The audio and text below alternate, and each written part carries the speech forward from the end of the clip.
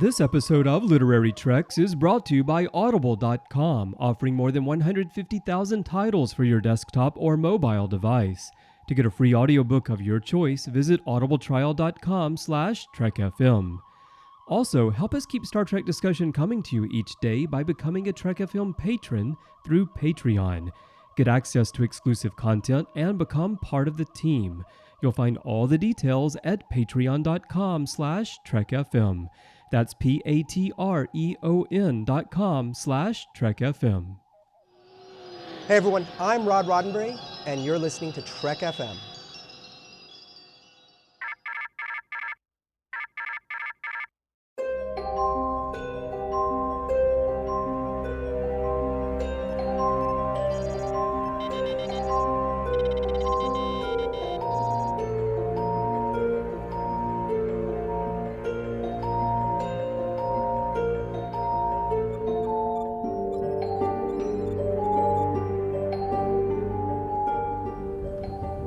Are you taking all these books?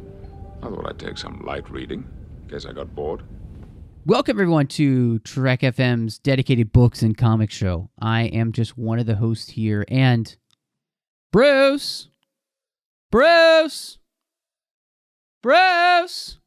Dan, have you seen Bruce today? No, I actually checked that lump of clothes on the Literary Trek's couch, and I thought he'd be there, but he's nowhere to be found. That's really weird. Well, I hope he's got those droids working on the South farting today, or there'll be hell to pay. I'm just... Wait, there's a note here. He's gone to Tachi Station again. Probably going to pick up some power converters, as he calls it. Jeez. Doesn't he know this is a Star Trek show? Come on, Bruce. Man, make your references relevant. Jeez.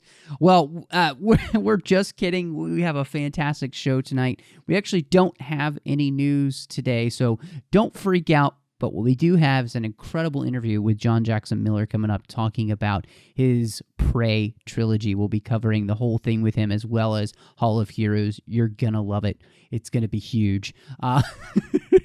Dan, we're going to mix things up. Where can everybody find you online when they're looking to talk to you about Star Trek books and that kind of stuff? Where are the places that they can find you? Oh, man, so many places, terrific places, all over the place. You can find me on Twitter. I'm at Kurtrats, that's Kertrats. You can find me on YouTube at youtube.com/KurtratsProductions. You can find me on Instagram at Kurtrats47. You can find me on the Babel Conference. That's our dedicated listeners only show on Facebook. I'm there talking about Star Trek all the time. Basically, if I'm not eating, sleeping, or at work, I'm talking about Star Trek on the internet. How about you, Matt? Where can we find you? Well, you could find me on Twitter as well, MattRushing02. And, of course, you could find me here on the network doing The Orb with Chris Jones, talking about Deep Space Nine. I'm also doing the 602 Club, which is our general geek show, and we're talking about all things geeky. It's been a blast because there's been so much happening recently in the geek world. Some incredible stuff out there that we've been talking about, like Arrival, Fantastic Beasts, James Bond stuff, Star Wars, of course. There's so much there, so please check out the 602 Club. And if you're a huge Star Wars fan, we have our special 602 Club Star Wars collection, and you can find that on iTunes as well. And that's at Star Wars, a 602 Club collection. That's what you'd look for. And it's all there for you. All those episodes that just Star Wars related are in that one feed. And I do another show with my good friend John Mills where we talk about Star Wars all the time. It's called Aggressive Negotiations. You'll find that over on thenerdparty.com or, of course, on iTunes. Well, Dan, with no news, let's just jump into the feature and talk to John Jackson Miller. Let's do it. Well, Dan, this year has seen the 50th anniversary of Star Trek, and there have been some big series. We had the Legacy series come out, and then John Jackson Miller dropped on us, I would say, just a doozy of a story with the Prey trilogy, and we finally reached the end of it, and that means we can finally have the man, the myth, the legend himself, John Jackson Miller, here to talk about the entire thing, plus book 3. It's going to be a spoiler bonanza. Welcome back, John Jackson Miller. Hey, glad to be here. Hey, really happy to have you on this show. I think the word epic gets thrown a little bit around a little bit too much these days, but this was an epic trilogy, so really happy to have you here to talk about it. No, I appreciate that. The thing took about a year and a half, close to 2 years out of my life, and so it was something I was waking up to every morning and going to bed with every night. And it would be a real shame if you did all that and it didn't actually resonate with some people. So I'm glad it did. Well, John, that's a lot of Klingons to be going to bed with every night. It's got to get crowded. Well, yeah, it's of course the characters barely had time to sleep in this book anyway, or this trilogy. So That's true. I'm going to keep referring to it as a book because really, as far as I'm concerned, it's three. It's 3 books, but it's 3 chapters of a single thing. So that always gets complicated when people say, well, what's your favorite book? Or, if we're going to put this book up for an award or something, what should it be? And it's like, well, it's a thing. I mean, Lord of the Rings, which is your favorite book of the Lord of the Rings? I mean, nobody thinks that way. Well, maybe they do, but it's, as far as I was concerned, this was a 3-act play around 3 3-act plays, and it sort of kind of got fractal there on me. Well, and I think that's the cool thing about this story for me is that it did feel kind of like would we call it the Lord of the Klingons series? It feels operatic in a sense, and so what I did is when I got to the end of the first book, and was working on the second, I went back and changed all of the sections headers. So instead of being part 1, part 2, part 3, it was act 1, act 2, act 3. Instead of a prologue, it has a prelude. Instead of an epilogue, it has a finale. And in between the acts, we have, or in between, book 1, book 2, book 3, we actually use what they would use in an opera to, say, here's the beginning of the next thing. The French term entr'acte, that's the, in between the acts. For the beginning of part 2, it's the overture. And again, it wasn't about, trying to be snobby about it or, highfalutin or anything. It's just, we don't have the right words in fiction to actually say, okay, this is the prologue of book 2, but we admit and understand that the people who are going to be reading it in the future are probably going to be reading it all in one file. If it ever gets the Destiny treatment where it's all in one book, it's going to feel weird to have an epilogue and then a prologue back to back in there. So yeah, we hijacked. It's Klingons opera. We can use that. I think we hijacked their terminology. Well, it's interesting to hear you say that too, because a lot of this story really felt to me like big set pieces and that sort of thing. And you could almost, in the text, read the stage directions, Worf and Kalis exit stage left kind of thing. A lot of it really felt staged that way. Exit pursued by a bear, I think is what they used to say in Shakespeare. And some days the bear gets you. Yeah, exactly.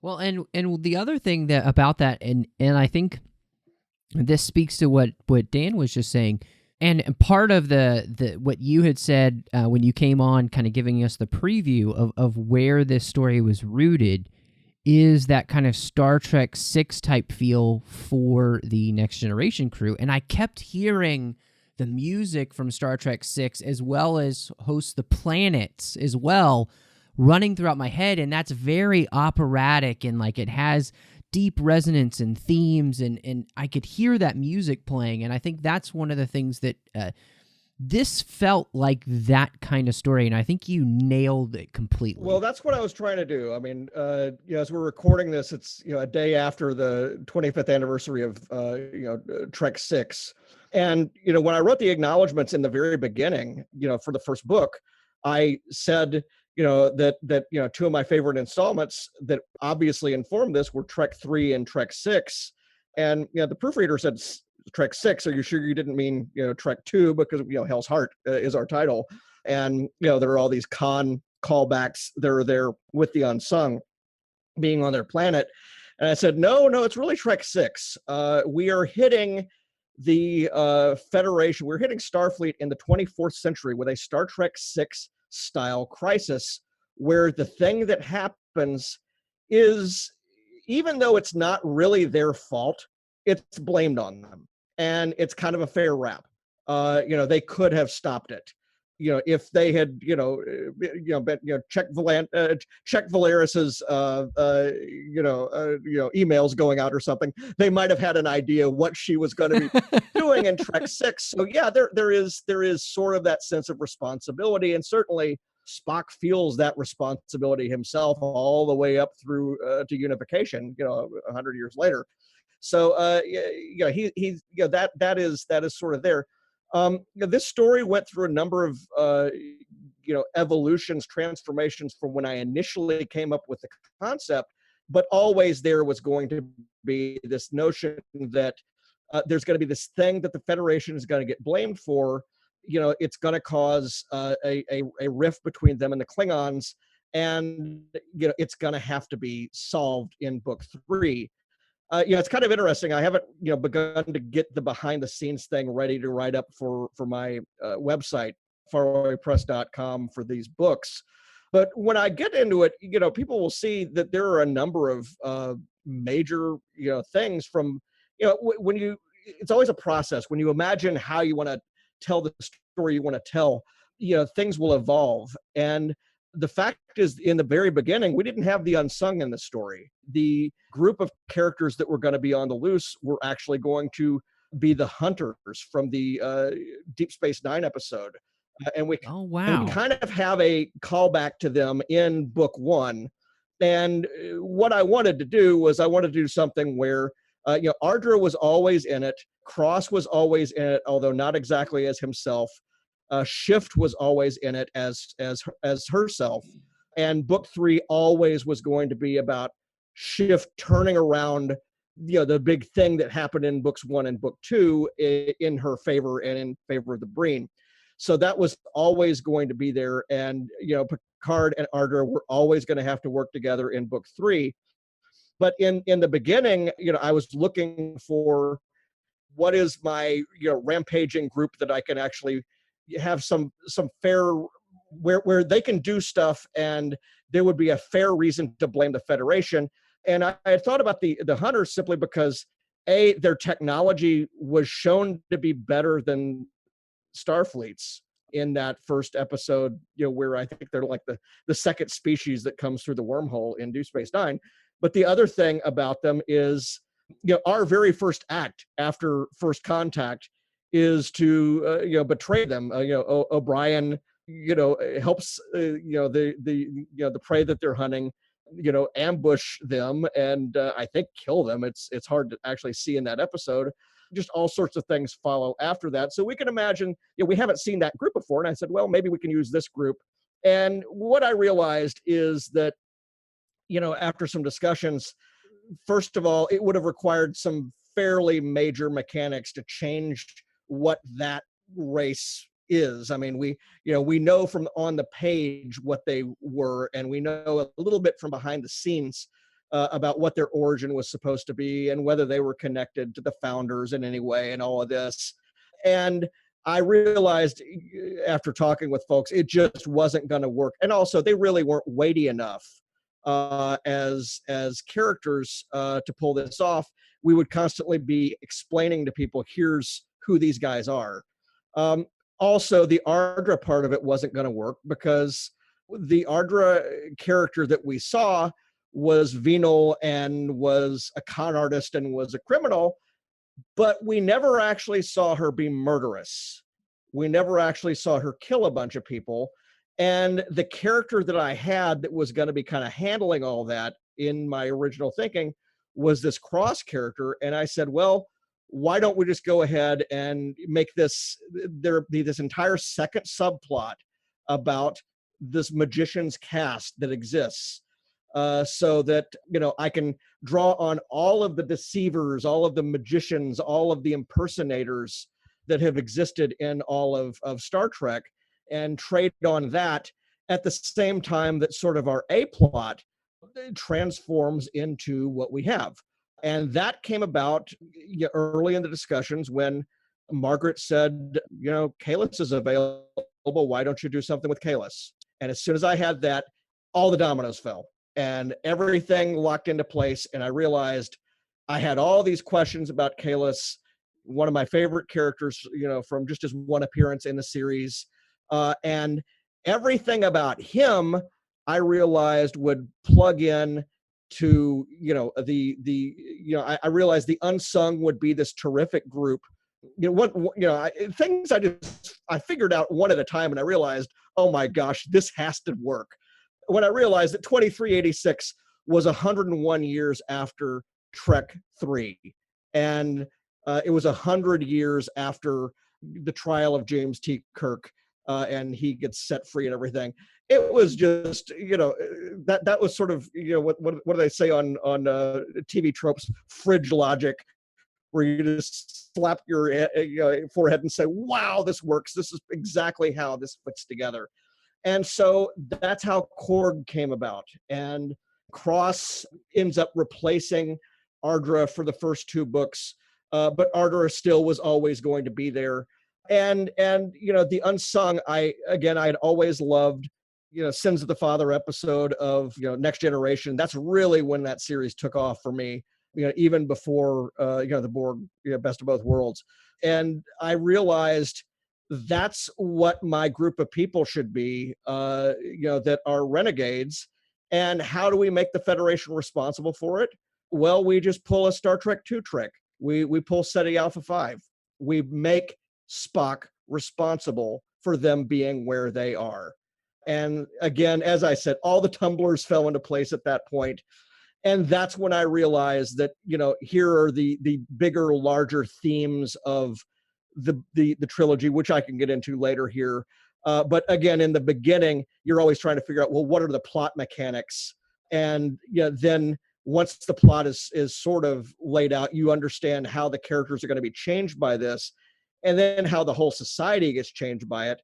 And then there along the way, you have to figure out some rip-roaring, action scenes and set pieces like you're talking about. Well, and that's one of the things that I think, as you're putting all this together, one of the things I was kind of shocked at is the way you kept ratcheting up the tension with the different factions that I didn't necessarily see coming, like the Breen or the Kinshara, or the way that you would weave in these different races. And the Breen thing just came out. I don't know why. Maybe I was just too wrapped up in the story, but I just didn't see that plot coming in.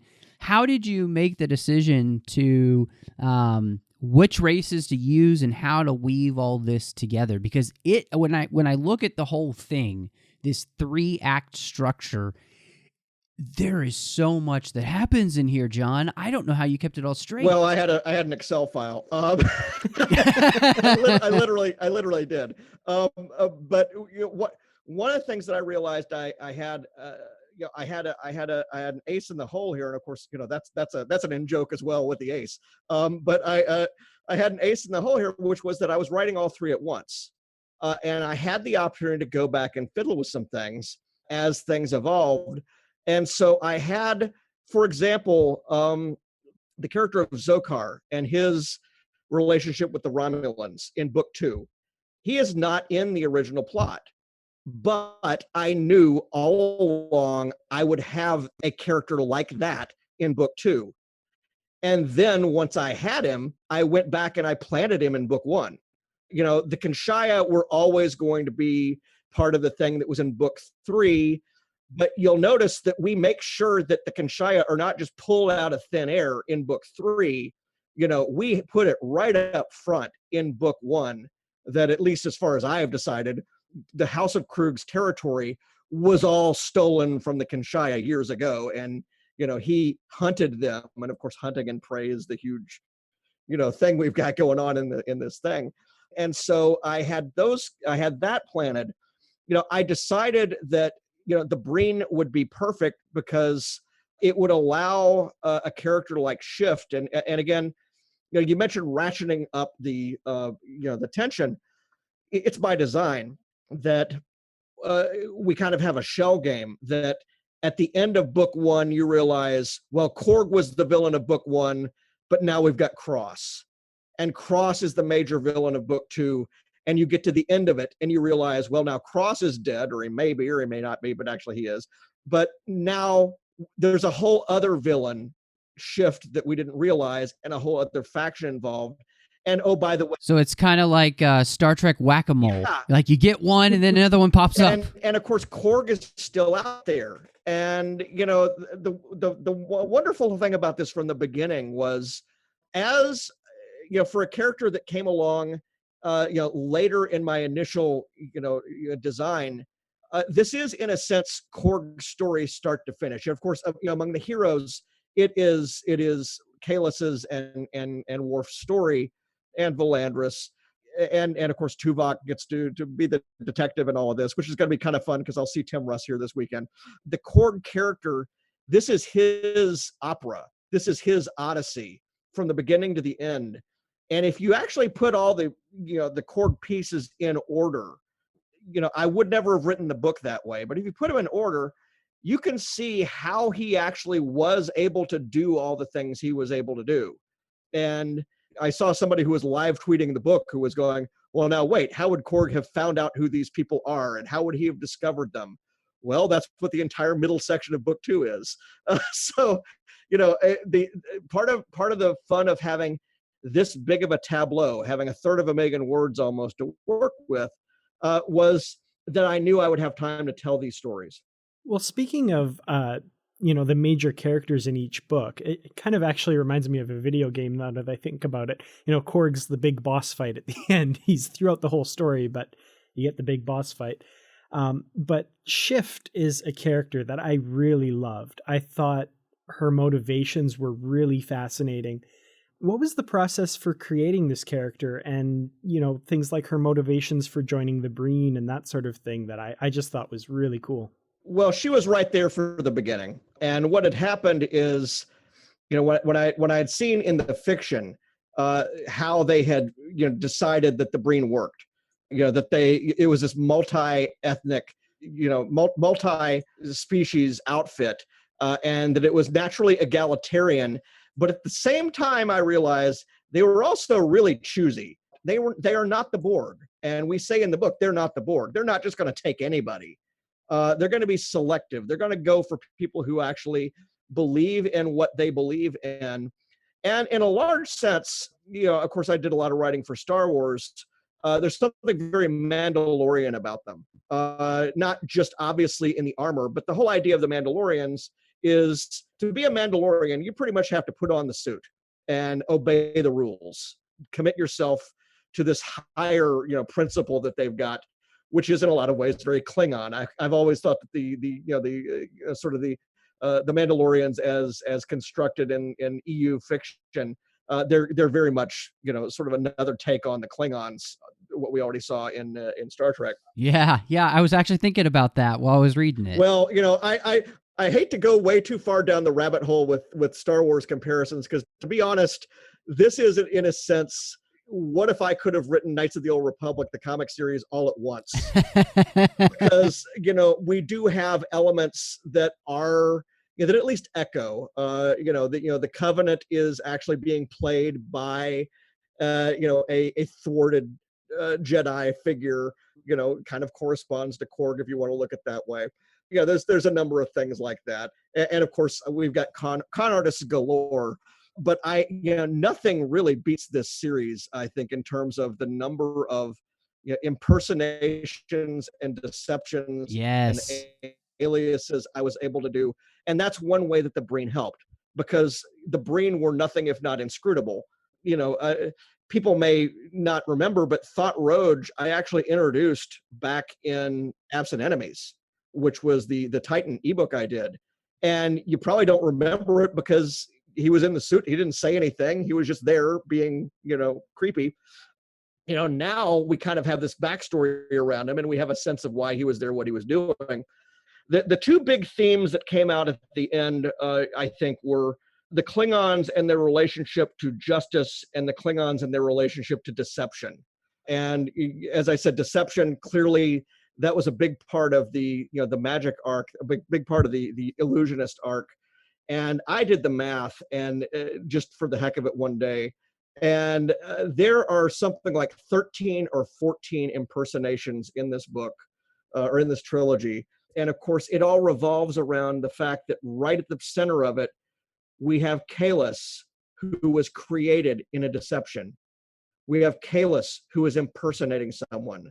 That is his very being. And so, around this, we've got Korg going by the name Galdor. We've got Cross impersonating Krug. We've got, Shift impersonating Nakira. We've got, Potok, made to resemble Kahless. 4 or 5 people look like Kahless in this thing. Tuvok impersonates a Gorn at one point. Kahless hides his life signs at one point to hide on the ship. All of these things that are kind of everything having to do with impersonation and deception is right off the bat at odds with Klingon philosophy. And I wanted to tackle that and tangle with that. And again, that's where Krug came in really in handy, because this was a guy who, the first we see of him against the Federation is, uncloaking for a sneak attack. And I've always wondered, what is the justification, moral justification among the Klingons for, saying, hey, you got to face your enemy. You've got to, fight people one-on-one. And at the same time, spending all this technology on being unseen. And I realized, and this is where the unsung helped a lot, I realized that the unsung cut off from honor would still be Klingons and would still be a hunting culture. And so, that kind of deception is really a hunting tactic. I almost said a Jedi. A Klingon would not feel that it is wrong to hide in the bushes while stalking somebody or while stalking an animal. That's just part of what you deal with if you're in the wild. And it strikes me that would be their justification for, cloaking devices and that sort of thing. Yet at the same time, it would be wrong to fire on somebody while cloaked. And that gets us back to Star Trek VI. So, all of these things sort of loop together. And, as I said, I was fortunate that I was even able to go back and draw on some of that research that I did into the hunters and their technology and their demonstrated ability to beam through shields that we saw. And because I remember I saw that. It even looks different. If you watch that episode of DS9, their beaming looks completely different than any other special effect. And so I said, hey, let's use this. Something that jumped out to me while you were talking, and I thought it was something that's really interesting in this story, and it's not even our outline, and I don't know why, but this whole idea of the unsung and them having an idea, and a lot of them start to have an idea that what they're doing is wrong, and it's not because of anything they've been taught, it's because of this intrinsic sense of what is right and wrong that's in them, especially for someone like Verlandris and others in the group. And I thought that was really fascinating, this idea, because, then Kahless comes along and helps them, kind of give them their spiritual awakening. But I thought that was really a fascinating thing of that idea that even if somebody hasn't heard of, Klingon honor, and these kind of things, that for Klingons, there was this sense that they knew because of, that as the rite says when you get married, the Klingon beating heart, there's nothing like it, that it's just almost wired in them, even if they've never heard it before. And I really liked diving into this kind of idea of, Klingon spirituality and kind of seeing what that means for them in a much deeper level than I feel like we've ever gotten before. And that was great stuff. Well, that was intentional because I realized that Kahless and the unsung would be flip sides of the same coin. You get into this whole nature-nurture thing. Are the Klingons the way they are because it's ingrained in them, or are the Klingons the way they are because of their culture, because they learn to be the way they are? And the unsung are all nature and no nurture. I went to great efforts to make them seem, you would expect the state to take these people away as children from the people raising them, because they're being raised so horribly wrong. There's no nurture at all. There's only the nature. And so all that they're left with is just that sort of anger and rage at the beginning that hasn't been channeled anywhere, and aggression. Whereas Kahless is 100% nurture. He was born, again in a lab, and he was programmed with all of the lessons of their society. He was told, you could almost say that he was brainwashed with all of the facts of their society without ever actually really coming to those conclusions himself, or having to have the leap of faith or the tests. And that was, again, when I realized how little he had been used. He had been used in the Michael Jan Friedman novel of the same name, and he's in about half of it because the other half is about the original Kahless, the Unforgettable. And so we get to see Kahless in battle there, and he turns up again a couple of times, pretty much to be retired in the early 2000s. And it struck me that this guy would be adrift, in retirement for however many years. What good would he be? What would be his situation?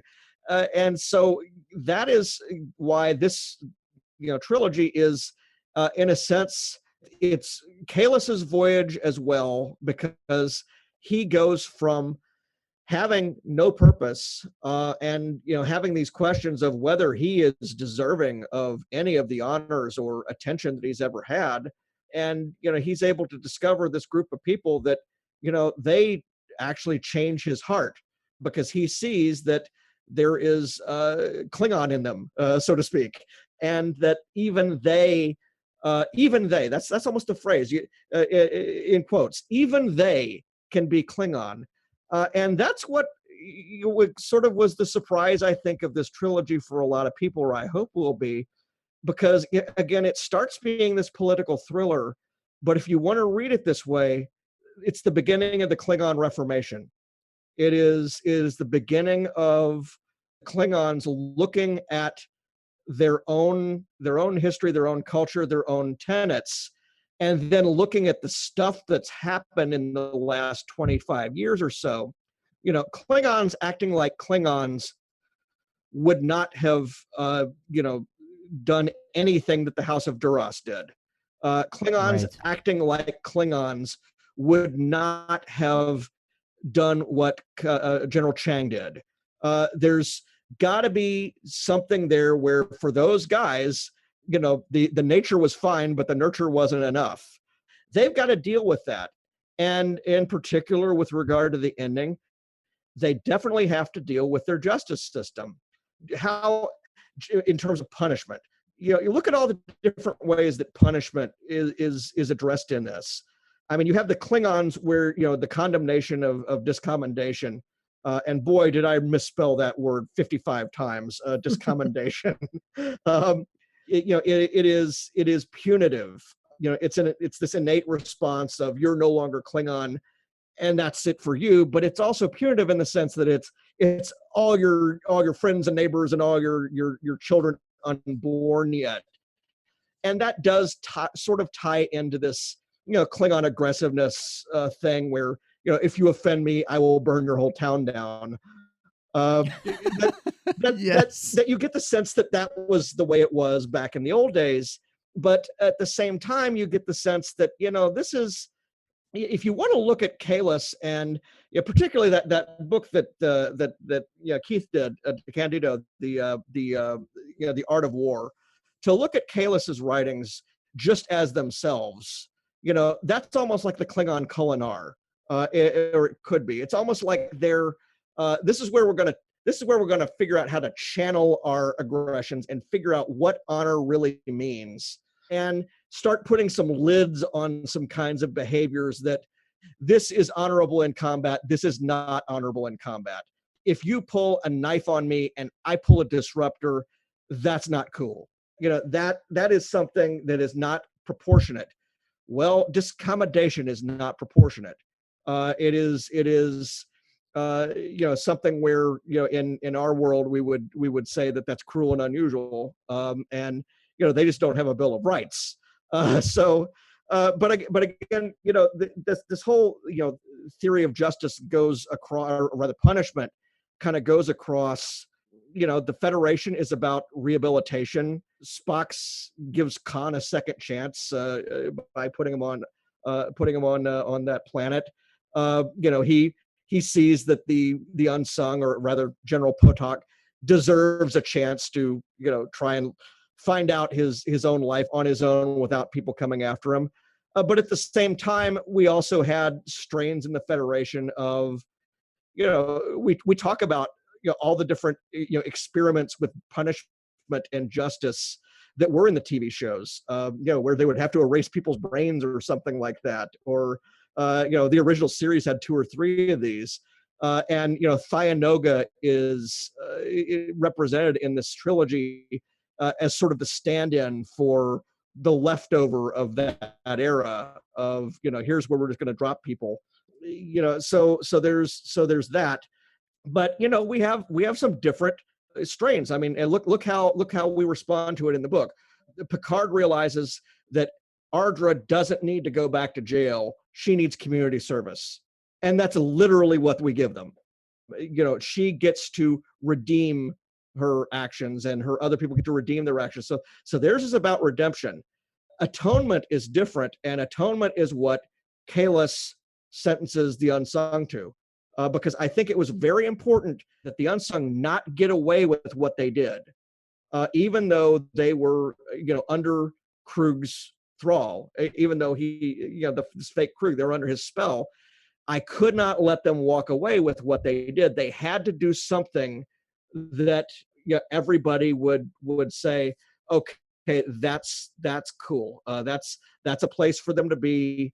And when I realized this, I knew there was no other place for them to wind up than on Spirit's Forge, literally standing in the steads of the people that they killed. And that's something that just as you're talking, I'm thinking about how you weaved into the story this idea of the Truthcrafters, but that went far beyond just the circle, about the way in which everybody's using a story or a narrative, even ones they tell themselves, like Korg wants to believe that he's Krug's heir, even though he's not, but he tells himself that so much he buys it. Ordek wants to believe she can serve Krug, and that it's true, but it's not in the end. And I loved the way that you used the Truthcrafters, creating these allusions to the ways in which, you can believe whatever you want to believe, but facts and truth, the real truth, will actually win in the end, because no matter what narrative you're telling yourself, whether it's got to align with the cold hard facts, it's got to align with the truth. That's right. Ardra, when we meet her, and again, as I said, she was in this from the beginning. So I was wanting to deal with, from the beginning, this notion of people who were so talented at deception that they could undermine a religion, that they could actually supplant someone. Here we have in Ardra, what do we see when we meet Ardra? Well, she's portraying this devil figure. In fact, we know her by no other name in this entire series, because I was never told what her real name was or if she had a real name. So we just stuck with Ardra the whole time. But that puts her in an interesting contrast with Kahless, who again was created for the exact same purpose, except with different motives and different reasons. The clerics of the monastery at Boreth Monastery, they created Kahless with all good intention. Ardra did the exact same thing, to try to take over another culture with the absolute opposite intention. And that's why I wanted to show Cross in the middle of this, saying, hey, you know what? If I can play Krug, I can play Kahless. And there's a real threat there for a while that he could take over an entire empire. But again, I always had the plan that in every version of the story, Shift whacks Cross at the end of book 2. He's a lightweight compared to her, and she is their to use him just like everybody is there using everybody else. And it in order to beat her, you've got to have the Federation, the Starfleet characters figure out what's going on. And this is the thing with the trilogy. There's so much weight on the Klingon characters, on Worf and on Kalis, and on the magic themed characters of the Circle. One of the struggles that I had, that I was always concerned about, was making sure that the Federation, the Starfleet characters, acted heroically and had some successes as the trilogy continued. They had to always be a step behind, but in every book, in every novel, they get one step ahead at a critical point, and that changes the plans of the characters involved until finally at the end they succeed outright. But the Federation could not be allowed to completely succeed in book 1 or in book 2.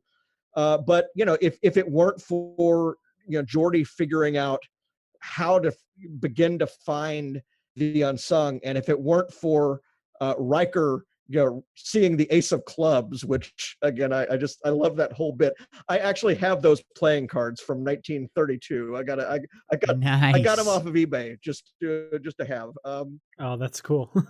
Yeah, it's they made a few of them, and this, talking about found wonderful things, discovering that that all these jazz performers that I knew Riker was going to like had played at that exposition, and realizing that the Chicago exposition 30 years earlier, the first one, Houdini had worked the place, along with a number of his rivals.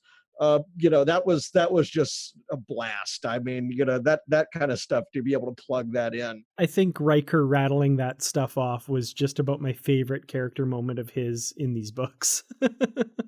No, it was, and I can't pretend that I knew all that stuff myself beforehand, but I this is what research is for. I wish I'd put in the acknowledgments that I actually did read quite a bit about Houdini and a lot of the illusionists of that generation, because in a sense, a lot of people forget that Houdini had this life as an entertainer, as an illusionist, but his second calling was debunking frauds, and that is really the role that the Federation is playing there. And for example, in the second book, the moment where the Federation gets a step ahead is where they're able to actually catch Cross. They just don't catch him entirely. They're not aware that Shift is out there, that there's this other player in the game. But in all these cases, I'm trying to make sure that there are some victories, but they cannot win outright. And at the same time, if they didn't win ever, they would all they just look like a bunch of schmucks through this whole thing, and it wouldn't have worked. But we don't do that. We have Riker hiding an army in the ocean. We our people are actually thinking ahead of time, and they're using deception as often as the others are, but in a good sense. And yet the one place, and here's a key, the one place where I would not let them use deception was to change the Conscia's behavior. Picard gives a speech that we can't just send our own fake god in there to tell them to stop the war, because they've already been ill-used. They've already been this has already happened to them. So what we're going to have to do is we're going to have to do the only thing we've got left, which is to show them the man behind the curtain. There's nothing. That was awesome. Yeah, there's nothing wrong with doing that. The problem is, in order to do that, you've got to get Ardra to be willing to betray her code within the circle, that the circle has, that we don't show how we did our tricks. And she comes around to a degree. Yeah, I really enjoyed that entire scene as well. The fact that her version of the god was just slightly better too, I thought was a really nice touch.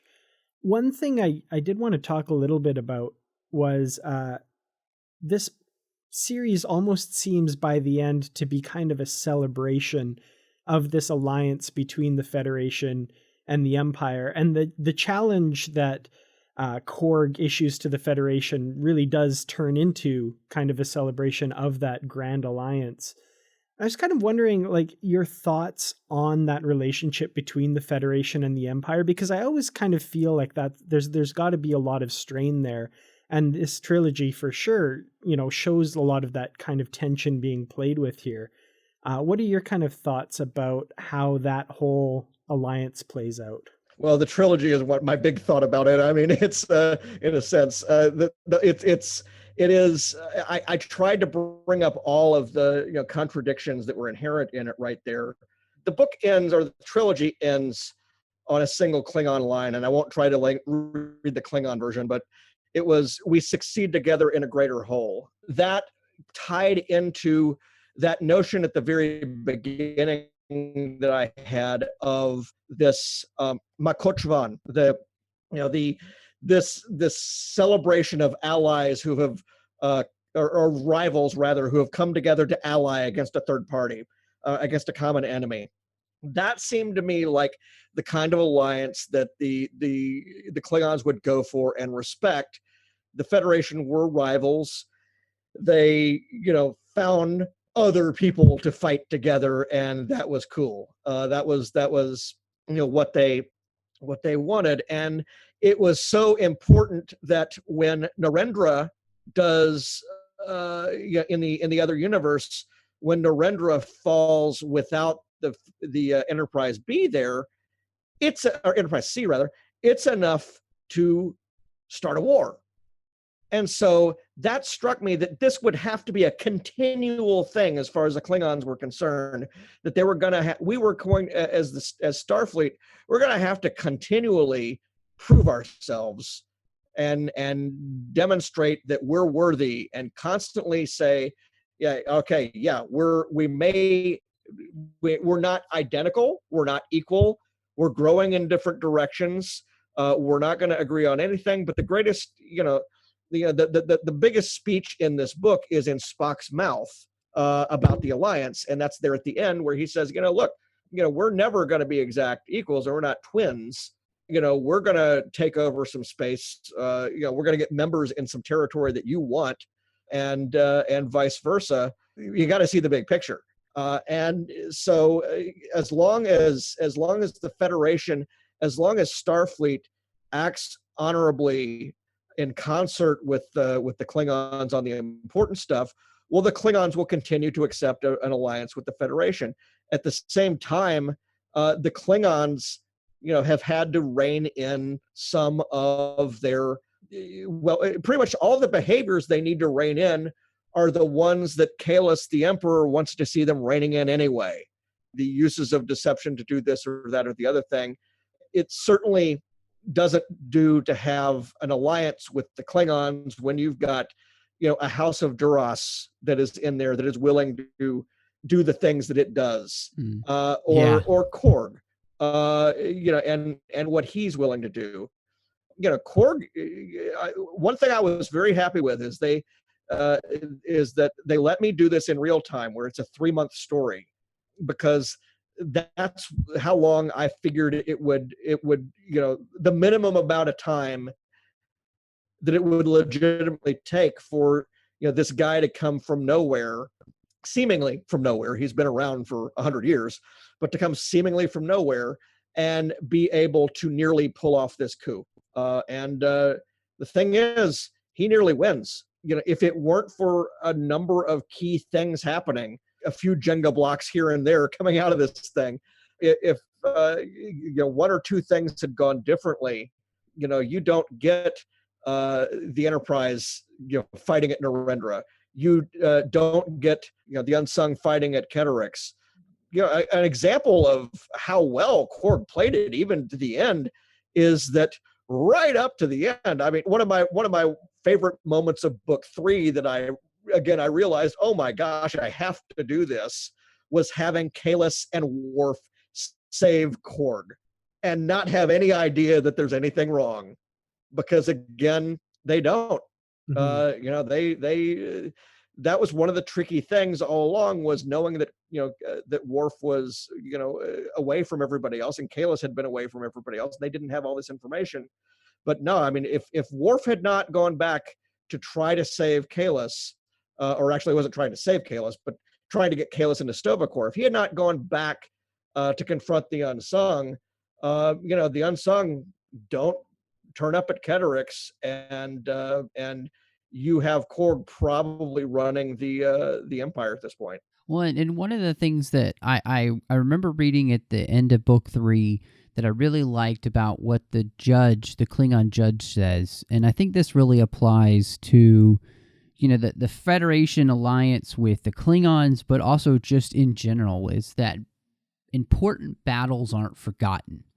And that it really kind of struck home the importance then of remembering and knowing history and being its student, so we can recognize the truth about things and also learn the lessons from it. And I really saw this as a wonderful history lesson for the Klingons and the Federation to remember why they have been in this alliance for so long and why it's been so beneficial, and the importance of continuing to remember that history, as Klingons love to do in song. Except, and this is where it ties into our overarching narrative. The Klingons are all about memorializing people in song and memorializing events, but the Unsung are unsung. They're erased. They are forgotten, and that's the wrong thing to do. And that's one of the if there's a lesson in the book about that, it's that, by erasing everything that happened to Potok from history, it caused a lot of problems later on. And I have no idea what other authors will pick up on, but I certainly would like to see, you have Martok saying, we're going to revisit this whole thing of, we're going to wipe out 7 generations whenever the individual is discommendated. And, do you think they're actually going to forget the person's name anymore? I think they're going to make a point of remembering, because otherwise there's going to be a database. Yeah, it's going to be a Klingon database. It's going to be like Homeland Security for Klingons, or it could be done something like this. And in fact, that's kind of suggested by the novel. Well, the Klingons can forget, but the Federation won't. That's true. Mm-hmm. That's very true. I like that idea. They're finding a way to work together to their strengths. Because the Federation forgets nothing. I mean, that's true. We're memory alpha, baby. I mean, we got everything. That's right. We got everything. We got memory beta too. We have it all. And in fact, again, that line was the last line of the actual, the manuscript, not counting the last quote in the book. That line was always there, from as soon as I came up with the Korg character, Riker saying, "I'm a Klingon," and Riker saying, "Not anymore." But Riker being the one to actually arrest him and say, they may have turned their backs on you, but we're not going to forget. What happens to Korg next? I don't know. I actually can see a variety of different paths to go forward from this trilogy that pick up on some things. Korg is not really one of them. I think I'd like to see him remain where he's at. One of the things, John, that I would love to see you pick up on and talk just a little bit about too is Captain Dax, who I have to say is quickly becoming one of my favorite captains in the 24th century. She has kind of the quippiness of like a Kirk, but some of the diplomatic nature of a Picard and the fire of a Sisko. And I feel like, man, I'd love to see you get the opportunity to do some Aventine books, because I think she has a great crew with her. Yeah. And a fun ship to play with, and you write her so well. Here, I second that for sure. Well, the thing with Aventine, whether there could be a book directly, like that, I don't know, because again, and this was the problem with Takedown, Aventine doesn't exist as an individual brand because the general public doesn't know what Aventine is. It's not a TV show thing. You could have a Kalis book, and they have. You could have a variety of other things. It might be a harder sell. They've done it. I mean, they've created other ships and done this this series or that one, based on that. But I think one of the challenges with Aventine is simply that she is the only screen character in the entire crew. And to a degree, that gives you a lot of freedom to do what you want to do. But at the same time, it gets tricky. One of the things in my writing is that, with the exception of the sequences with the villains, I think in Prey, there are maybe one or two scenes at most that don't have at least one screen character in them.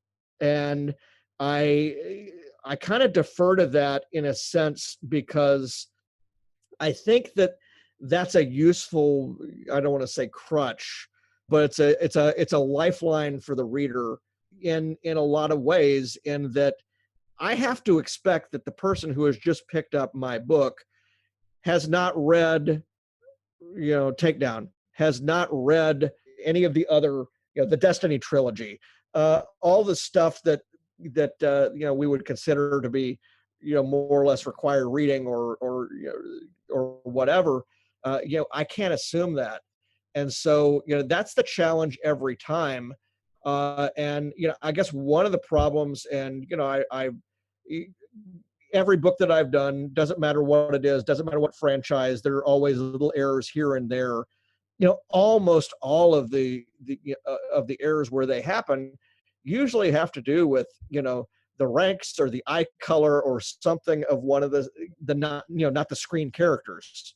Because the screen characters, you at least have multiple sources to go look at, whereas you're kind of more relying on your own memory from the other books, and everybody else on the team's memory from the other books, and whether or not that stuff has gotten loaded into memory beta or anything else when it comes to things like what characters look like. So one of my sort of, I kind of wonder if the joke behind Captain Vale and her hair isn't that somebody probably got it wrong at one time, and they decided, well, this will be a shtick. She's going to have a different color hair every time, like Mrs. Slocum and all those episodes of Are You Being Served? It'll be a shtick. It'll be a thing that we do. I'm wondering, with completing this massive trilogy here in the 50th anniversary of Star Trek, what's going to be coming up next for you, John? Will you be working with any more Star Trek, and what else do you have coming down the pipeline? Well, I took some time off here, because the thing was, when I finished the trilogy, it didn't really end, because I immediately went into 3 months of intensive, proofreading of all three books at once or overlapping. And as soon, I don't think the third book was off my table when suddenly I was promoting book one's release, and then book two's release and book three's release. And of course I had a couple of Halo books come out in there too, short stories and comics. I have some personal projects that I had backburnered for a while that I am looking at, and as we get into the winter here, I will be more aggressive with the keyboard. But certainly, Star Trek. One of you tweeted earlier that it was it was fun. That this trilogy was fun, and that's really it as far as I'm concerned. It's got to be. I've been doing tie-in fiction for 10, 12 years almost now, and I've done it when it's been a job, when it's just a paycheck, and I've done it when it's been something that where I've loved the franchise, where I've loved the story I was telling, where I've had a lot of fun with it, and that's always better because the reader can tell. The reader can tell, and when you're not enthused about it yourself, or when you're not heavily into it yourself, the reader can sense your enthusiasm if you are into it, and so whatever I do next, in a tie-in sense, I would hope it would be something that, it would be, going forward, it would always be something that, I would have that feeling about, that, I am in the audience for this book, that this is something that, that is just a lot of fun. Star Trek specifically, we will see. I'll say a Kalis book seems kind of tempting. But at the same time, I've been, and now he has a supporting cast and a ship. But at the same time, and you can bring in Alexander because apparently he's got a girl who likes His him. prospects which look pretty had bright to be there. the funniest part of the book. Oh my gosh! I'm glad you like that because I realize that's the only way this can end. I do not, I am not a member of the school that every female character is going to immediately fall for whichever hero is they've been exposed to in the book, and if you read between the lines, Worf has got 15, 16 years on her anyway. I mean, he's at least in his 40s at this point in the storyline, and our sense was that she's in her mid 20s.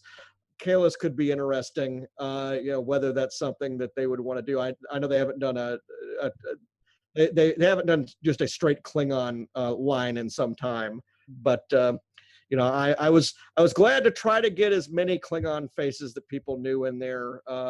Clag, I was glad to be able to get in there. Wish I'd called him a general instead of a captain, but we'll get that fixed in the ebook.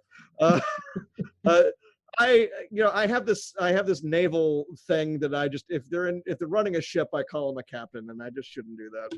Well, John, I know too, you've got a great place where everybody can catch up with all the stuff that you're putting out. You do a lot of behind the scenes for your books, and you're pretty active on social media. So let everybody know where they can find you so they can catch up with where you're going to be at a con, or just be able to talk to you about your books on Twitter. On Twitter, they can find me at JJMFaraway. On the Facebook, they can find me at John Jackson Miller. On my regular website is farawaypress.com, which has behind the scenes articles on just about everything I've ever done. And also there's my web store there where people can get signed copies of the trilogy, which will be just in time for the holidays. Also, there's all sorts of little fun trivial bits. I just did the takedown trivia page a couple of months ago. I'll get around to the one for Prey pretty soon. And there's just so many fun little things in here. I'm surprised that nobody caught the word game that is hidden in there. The magic word game that is involved with all of the act titles, all of the section titles. I think that will be something. It's well, I'll just do it real quick. For the book one, Act 1 is Krug's blood. Act 2 is Spock's test. Act 3 is Krug's fire, and Act 4 is Korg's target. Well, of course, if you take the last word from each of those possessives, you get blood, blood, test, test, fire, fire, target, target, prey. All three books work exactly the same way like that. And again, that was That's sort of awesome. and again, it didn't need to be done, but I could not have a book or a trilogy that had all these magicians running through it, and there are a dozen magic words that are mentioned in this thing. Because there's certainly the magic words that the illusionists use. We have Worf talking about the magic words of Klingon culture, courage and bravery and everything else. And of course, we have all these code words that the Federation uses, Alamo and Aphrodite and all of that, to make things happen. And so that was just another one of my little layered things in there. And that's the kind of thing people are going to be able to find on the website. The stuff that I spent way too much time on, one day in January last year. Well, John, I really am so glad. This trilogy was the perfect way for me to wrap up Star Trek's 50th anniversary. And so thank you for spending some time with us to talk about it. And honestly, I really do hope that Pocket picks you back up for some more Star Trek books, because I am really enjoying all of your entries so far. Well, I definitely appreciate it, and I appreciate the support from the show all along. And I'm thrilled that we were able to get this thing out in the 50th anniversary and not have any part of it be late. So I live long and prosper, everybody. And or to put it another way, Qapla. Awesome. Thank you so much for being on. You're always welcome on the show. Thanks a lot. Much appreciated. Well, Matthew, I mean, I say this a lot, but every time we get to speak with one of the authors, it's always a thrill. And especially this time around with this Prey trilogy, I feel like when a kind of newcomer comes to Star Trek literature, there's a little bit of trepidation. You don't have the stalwarts that have been around for years. And if you don't know John Jackson Miller's other work, you might be a little scared that maybe he doesn't know this whole Star Trek thing. But I can say, with the references and his deep knowledge of Star Trek, I was just absolutely blown away with his knowledge of all things Star Trek. No, Dan, I'm right there with you. This is fantastic Star Trek stuff. And as I said in the interview with him, I really feel like this was the perfect way to wrap up the 50th anniversary with paying homage to Star Trek VI, which is my favorite Star Trek movie still, and its 25th anniversary this year. It just was a fantastic experience. And I love the fact that John is so passionate about everything that he does, any of the tie-ins that he's writing, and it really shines through in his work here with the whole Prey trilogy. So I had a quick question before we just kind of wrap everything up, Dan. What did you end up thinking about the Prey trilogy as a whole, and just kind of what it kind of says, I think, about maybe where Star Trek books can go in 2016 and beyond? Well, Matthew, this trilogy, I do have to say, like you said, was just really a great celebration trilogy for the 50th anniversary of Star Trek. It really did feel like a bit of a love letter to Star Trek. It was a lot of fun. There was a lot of really great action. And especially with this third book, some really nice tie-ins to, the Star Trek history as a whole. The whole kind of tying it back to the events of Kirk's generation, and really a celebration of what Star Trek is and what a lot of the themes and stuff in Star Trek are. I really have to say, I think I enjoyed this trilogy a lot more than I thought I would. And that's not to say that I wasn't expecting great things, but it was good in a way that I wasn't anticipating. It was one of those things that when I was done, I was grinning because of the way it ended and just the feelings it left me with. Definitely one of the highlights of Trek literature, I think, from the past few years. No, I completely agree with you. I think that this trilogy has got to be some of the most fun that I've had just in a Star Trek series in a while. It just, there was a sense of vibrancy and freshness, and every captain or crew member from any of the crews that they used, I was loving. Having somebody like Clag show up. I mean, just all of these little things and the details that they were using were just phenomenal. And I have to say, Dax, I need more Dax.